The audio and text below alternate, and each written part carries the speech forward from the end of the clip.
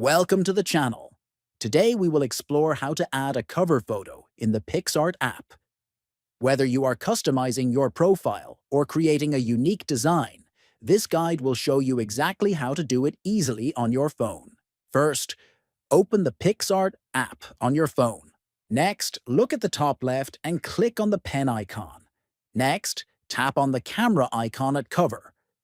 Then click on Choose button. You will then be prompted to choose a photo from your gallery. Browse through your photos and select the one you want to use as your cover photo. Then, after selecting the photo, click on the Apply button to confirm your choice. This will set the image as your cover photo in the app.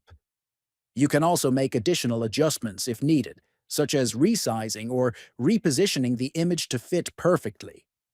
If you found this tutorial helpful, don't forget to subscribe to the channel, hit the like button, and share this video with your friends. Thanks for watching.